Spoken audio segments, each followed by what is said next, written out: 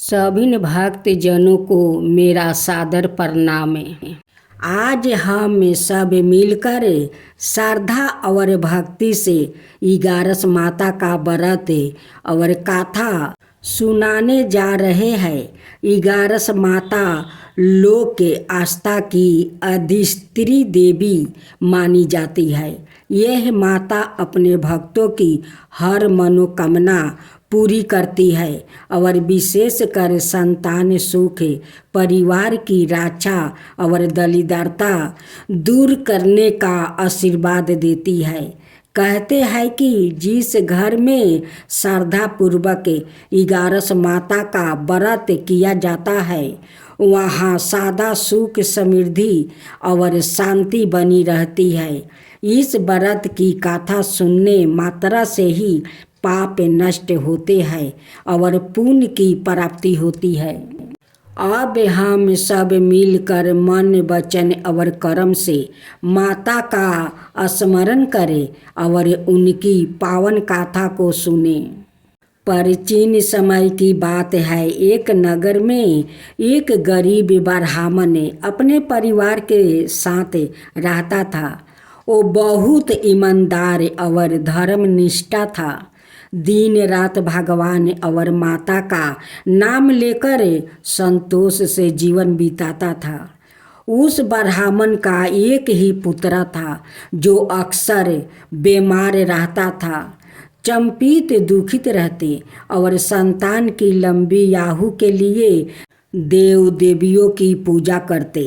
एक दिन ब्राह्मण की पत्नी जंगल में लकड़ी तोड़ने गई। वहाँ उसे एक वृद्धा माता मिली जिनका रूप तेजमय था। वो बोली, हे पुत्रवधू, तुम इतनी दुखी क्यों हो? ब्राह्मणी ने रोते हुए कहा, माँ, मेरा एक ही बेटा है। वो बार बार बीमार पड़ता है। हमें संतान सुख और घर में सुख समृद्धि नहीं मिल पा रही है। तब वृद्धा ने कहा, तुम 11 माता का व्रत करो, शुद्ध मन से माता की पूजा कर, उनकी कथा सुनो। माता प्रसन्न होकर तुम्हारी संतान और परिवार की रक्षा करेगी। ब्राह्मणी ने श्रद्धा से व्रत किया। 11 के दिन माता की मूर्ति बनाई, पुष्पा, दीपक, धूप और प्रसाद अर्पित किया। कथा सुनकर 11 माता की आरती उतारी और गरीबों को भोजन करवाई। चमत्कार हुआ। उसका बेटा धीरे धीरे स्वस्थ हो गया। घर में धन धनाई आने लगा। जीवन में सुख शांति का संचार हुआ। तब से पूरे गांव के लोग 11 माता का व्रत करने लगा। यह विश्वास हो गया कि जो भी श्रद्धा से 11 माता का व्रत और कथा करेगा उसके घर में संतान सुख, धन, समृद्धि और परिवार की रक्षा सदा बनी रहेगी। यह व्रत करने से संतान की रक्षा होती है। घर परिवार में सुख समृद्धि बनी रहती है। सभी मनोकामना माता पूरी करती है। इस तरह 11 माता का पूजा किया जाता है। उनकी कथा सुनी जाती है। 11 माता व्रत कथा। प्राचीन समय में एक नगर में एक गरीब ब्राह्मण अपने परिवार के साथ रहता था। उसके पास धन दौलत तो नहीं थी, परंतु वो अत्यंत धर्मनिष्ठा और ईश्वर भक्त था।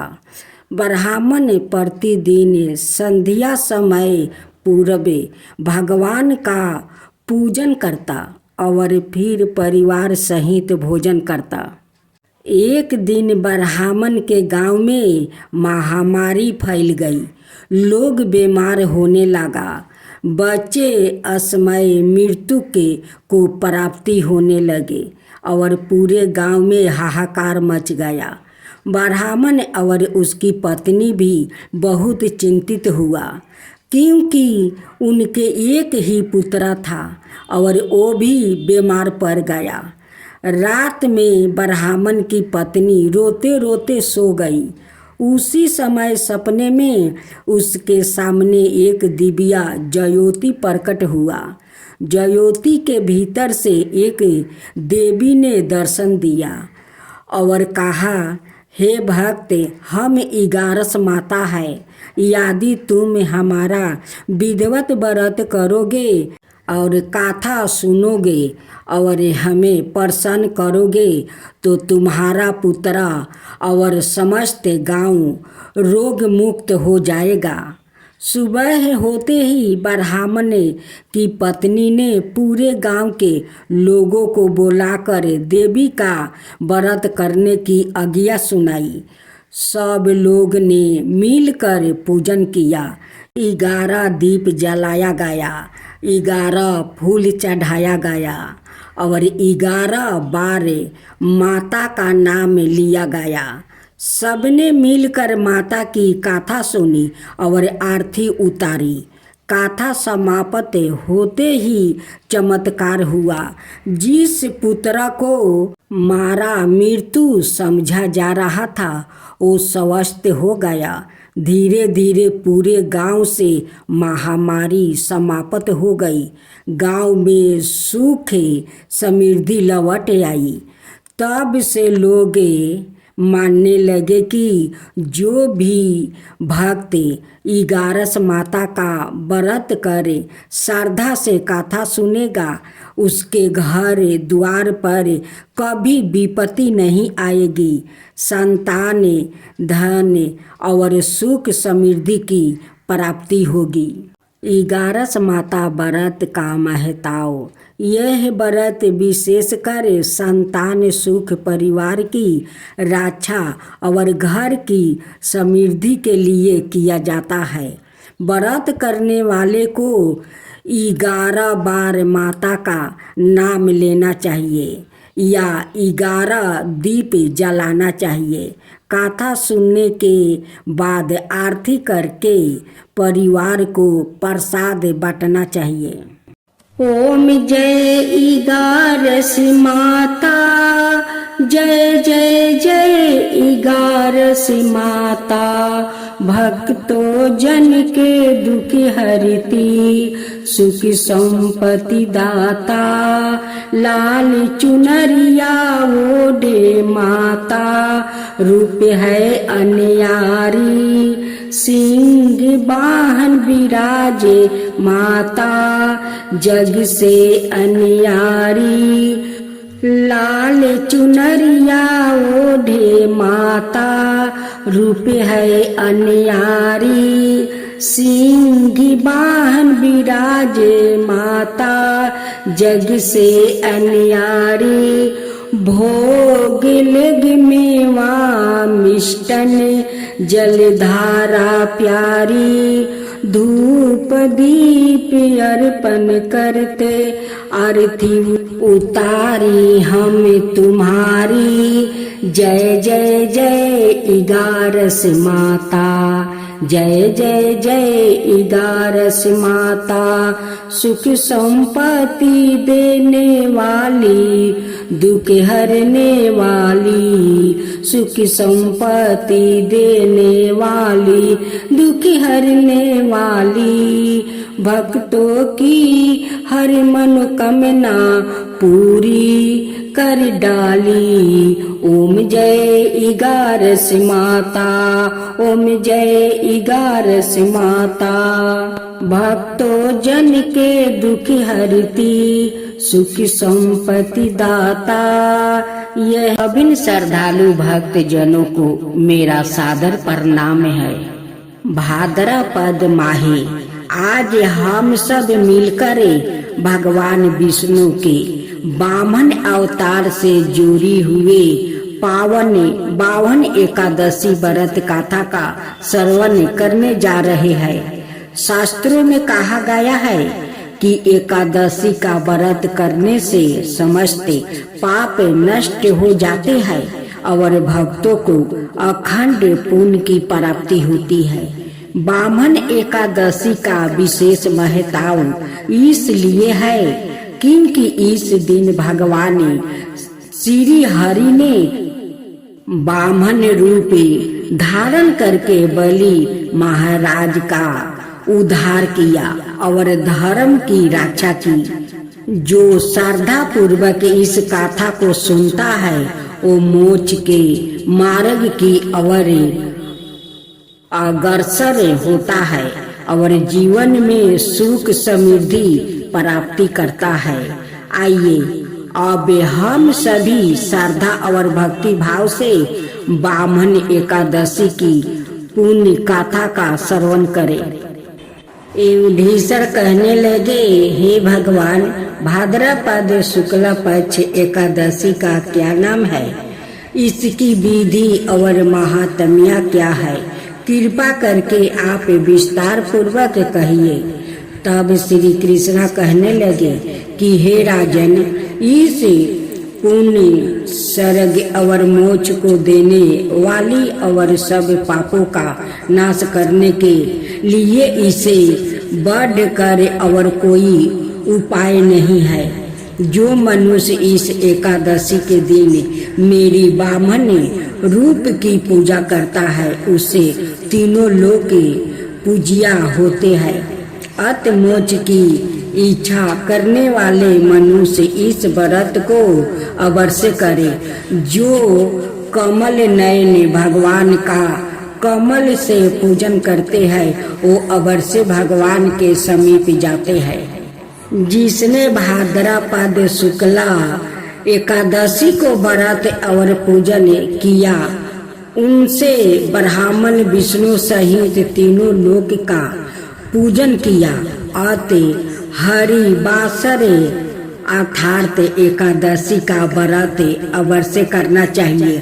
इस दिन भगवान करवट लेते हैं, इसलिए इसको परिवर्तनी एकादशी भी कहते हैं।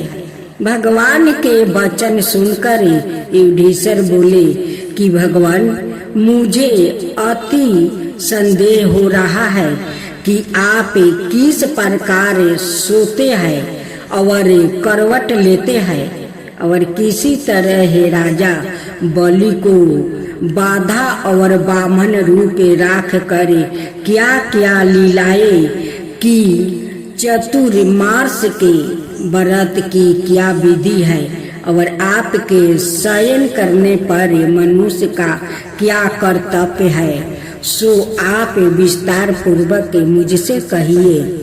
श्री कृष्णा जी कहने लगे, हे राजन, अब आप सब पापों को नष्ट करने वाली कथा को श्रवण करें। त्रेता युग में बलि नाम का एक दैत्य था। वो मेरा परम भक्त था। विविध प्रकार के वेद सूक्तों से वो मेरा पूजन किया करता था और नृत्य ही ब्राह्मणों का पूजन और जग भी करता था। परंतु इंद्र से दोष के कारण उसने इंद्र लोक और सभी देवताओं के लोकों को जीत लिया। तब से सब देवताओं इकट्ठा होकर सोच विचार कर भगवान के पास गया और बृहस्पति सहित इंद्रादि के देवता प्रभु के निकट जाकर नतमस्तक होकर वेद मंत्रों द्वारा भगवान का पूजन और स्तुति करने लगे। तब मैंने बामन रूप धारण करके 5वां अवतार लिया और फिर अत्यंत तेजस्वी रूप से राजा बलि को जीत लिया। इतनी परिवर्तन सुनकर राजा युधिष्ठिर बोले कि हे जनार्दन, आपने बामन रूप धारण करके उस महाबली दैत्य को किस प्रकार जीता? श्री कृष्ण कहने लगे, मैंने बामन रूपधारी ब्रह्मचारी बालक ने बलि से 3 पग भूमि की याचना करते हुए कहा, हे मुझको 3 लोक के समान है और हे राजन यह तुमको अवश्य ही देनी होगी। राजा बलि ने इसको तुच्छ सी याचना समझ कर 3 पग भूमि का संकल्प मुझको दे दिया और मैंने अपने त्रिविक्रम रूप को बढ़ाकर यहाँ तक कि भूलोक में जंघा, सरकलोक में कमर, कमलोक में पेट, जनलोक में हृदय, यमलोक में कंठ की स्थापना कर सत्यलोक में मुख उसके ऊपर मस्तक स्थापित किया।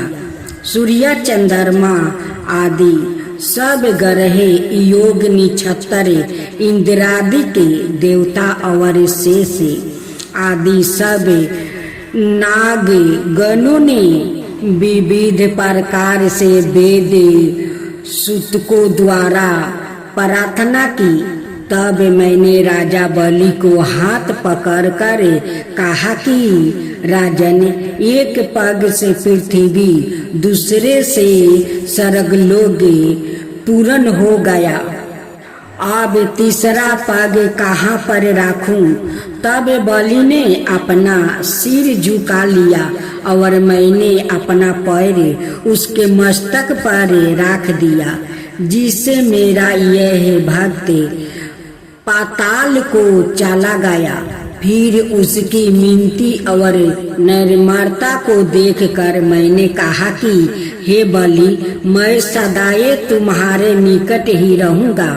विरोचन के पुत्र बलि के कहने पर वहाँ पर भाद्रपद शुक्ला परिवर्तनी एकादशी के दिन बलि के आश्रम पर मेरी मूर्ति स्थापित हुआ और दूसरी क्षीर सागर में शेषनाग के वृष्ट पर हुआ। हे राजन, इस एकादशी को भगवान शयन करते हुए करवट लेते हैं, इसलिए तीनों लोकों के स्वामी भगवान विष्णु का उस दिन पूजन करना चाहिए। तांबा, चांदी, चावल और दही का दान करना उचित है। रात्रि को जागरण अवश्य करना चाहिए। जो विधि पूर्वक इस एकादशी व्रत करते हैं वो सब पापों से मुक्ति होकर स्वर्ग में जाकर चंद्रमा के समान प्रकाशित होते हैं और यश पाते हैं। जो मनुष्य इस पाप नाशक गाथा को पढ़ते या सुनते हैं उनको हजारों अश्वमेध यज्ञ का फल प्राप्ति होता है। इस प्रकार वामन एकादशी की यह पावन गाथा संपूर्ण हुई। जो श्रद्धा भाव से इस गाथा को सुनता है और व्रत करता है उसे विष्णु भगवान की कृपा अवश्य प्राप्ति होती है और समस्त पापों से मुक्ति मिलती है। हे वामन भगवान, जैसे आपने बलि राजा का उद्धार किया वैसे ही हम सभी भक्तों पर भी अपनी कृपा दृष्टि बनाए रखे। इस एकादशी व्रत से हमें पुण्य प्राप्ति हो और जीवन में सुख शांति बनी रहे।